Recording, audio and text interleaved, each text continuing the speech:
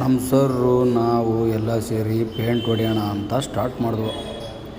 ಮಧ್ಯದಲ್ಲಿ ಎಷ್ಟೆಷ್ಟು ಕೆಲಸ ಇದ್ವು ಅಂದರೆ ಯಾರಿಗೂ ಗೊತ್ತಿಲ್ಲ. ಆದರೂ ಹಂಗೋ ಹಿಂಗೋ ಮಾಡಿಕೊಂಡು ಪೇಂಟಿಂಗ್ ಹಚ್ತು. ನಮ್ಮ ನೀಕ್ಷಿತ್ ಅಂತರೂ ಕೇಳಬೇಡ, ಕೂತ್ಕೊಂಡ್ರೆ ಎದೊಳಕ್ಕೆ ಬರ್ತಿರ್ಲಿಲ್ಲ, ಎದ್ರೆ ಕೂತ್ಕೊಳ್ಳೋಕೆ ಬರ್ತಿರ್ಲಿಲ್ಲ. ಅಷ್ಟರಲ್ಲಿ ಏನೋ ನಮ್ಮ ನಿತಿನ ಬಂದ. ನಮ್ಮ ನಿತಿನೂ ಹೇಳ್ದ, ಅವನು ಪೇಂಟ್ ಹೊಡಿತಾವನೆ. ಕೊನೆಗೂ ಹಂಗೋ ಹಿಂಗೋ ಮಾಡಿದ್ರೆ ಇಲ್ಲಿ ನಮ್ಮ ಸರ್ ಏನೋ ಮಾಡ್ತಾವ್ರೆ ಅಂತ ನೋಡಿದ್ರೆ ಆ ಕಡೆ ಪಕ್ಕದಲ್ಲಿ ನಮ್ಮ ಅಕ್ಕ ಏನೋ ಮಾಡ್ತಾ ಇರೋದು ನೋಡ್ಬಿಡೋದ.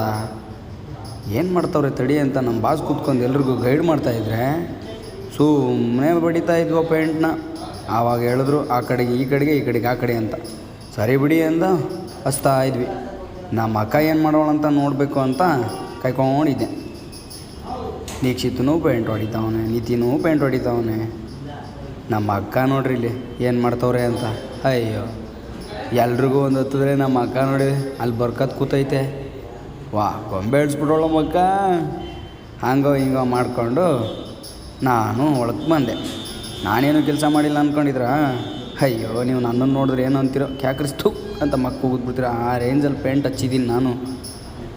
ಹಂಗೋ ಹಿಂಗೋ ಮಾಡಿಕೊಂಡು ಕೊನೆಗೂ ಫೈನಲ್ ಮಾಡಿದ್ವು.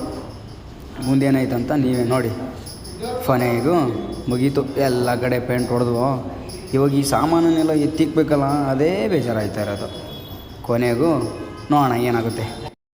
ಎಲ್ಲ ಮುಗೀತು ಅನ್ನೋಷ್ಟ್ರೊಳಗಡೆ ನಮ್ಮ ಗುರುಗಳು ಒಂದು ಸರ್ಪ್ರೈಸ್ ಕೊಟ್ಬಿಡೋದ. ಇದನ್ನು ಹೊಡಿಬೇಕಂದ್ರು. ಹಂಗೋ ಹಿಂಗೋ ಮಾಡಿ ಇದಕ್ಕೂ ಹೊಡೆದ್ವು.